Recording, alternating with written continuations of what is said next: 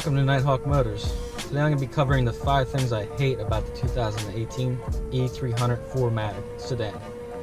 Now to start, I don't like these plastic sunshades they have on the roof up here. I think they look cheesy. They should have some kind of cloth on these, but instead they have a plastic. Doesn't sound good, doesn't feel good, and I'm sure it doesn't help with sound dampening either.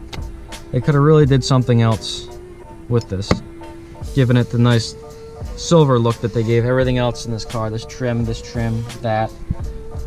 These buttons have this very nice feel to them and a very nice metallic look to them. They could have done something like that up here to really finish off this interior and let you know when you open this thing up that, you know, they really thought it through and really cared. But I believe they dropped the ball on this. They just carried this part over from older models, and you know, you get that a lot with cars. I was hoping to see something nicer under here when I opened it up, but unfortunately I did not. Now the next thing is the hard leather seats. Now this car does have the MB Tex, which is the synthetic leather, and there are softer leather options, but I just believe this leather seating it's just a little too hard. You know, the leather itself doesn't have a great feel to it, but the actual padding under it is a little too hard for a car of this class. I understand they're trying to keep it sporty and everything, but it needs to be a little softer for it to be perfect. It doesn't feel like that comfortable on a long drive, let's be honest. My Honda Accord feels more comfortable on a long drive with the seats in that versus this. Number 3, it's the automatic eco mode auto start stop feature on the car that all Mercedes have. I don't like this feature, I never have. This button right here is what controls it, but if you press this, turn off the car and come back, it'll default to on again. It won't stay off, and there's no way to keep it off in the menus here. You can't have it default to off when you start the car, it's very annoying, and I believe they need to fix that because I doubt any owners really love that feature. It's probably just always an annoyance for them. I know it's an annoyance for me and the owner of the car. So if I was Mercedes, I would make a way to turn it off in the system, even if the Green Party, they don't like that, but you know what? They're not making the cars, so they should remove it. Now, number 4, it's the touchpad.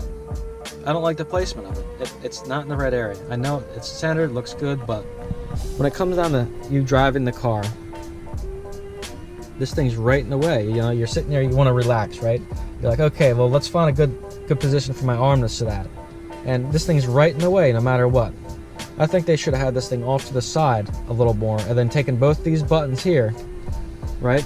Both these clusters of buttons, they should have been next to each other.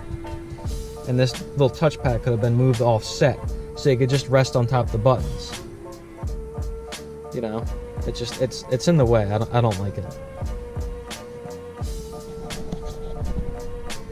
Now, number 5, it's the dash layout. I don't like the way the dash is laid out in this car, particularly the infotainment system and the gauge cluster dash area. It doesn't look very good. I believe it's too basic going through. It looks like they were trying to make it clean, but they need something else on this. It just doesn't look good. I think it looks very basic.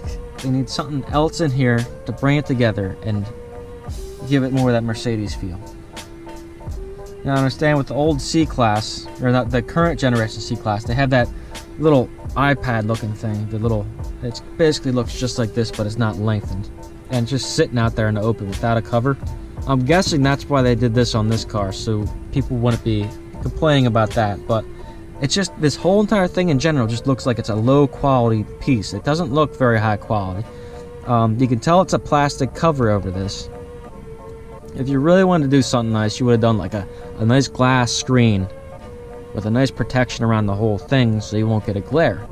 But they didn't take the extra step. They just threw that in there, and you know, and I believe it looks even worse when you have the analog gauges versus the full cluster that has the full screen. It just, even for, you know, the base screen, they should have done something different with this. Well, that concludes the 5 things I hate about the 2018 E300 4matic. It was very hard to find 5 things I hated about this car, and as you could tell, they were pretty basic, all the things I hate. There was no big things that were bad in it. You know, the engine and transmission are great, and everything else in this car is just awesome. Sound system, I'm going to be covering all that in the 5 things I love about this car video. I was really scratching the bottom of the barrel to find these little gripes, and they're not even that big of an issue. Like, if you're an owner of this car, you can get by them without any issue, maybe besides the auto start stop feature. That's the only one that is here to stay, and it's just annoying. So if you guys would, please comment, like, and subscribe, and I'll see you next time. Thank you.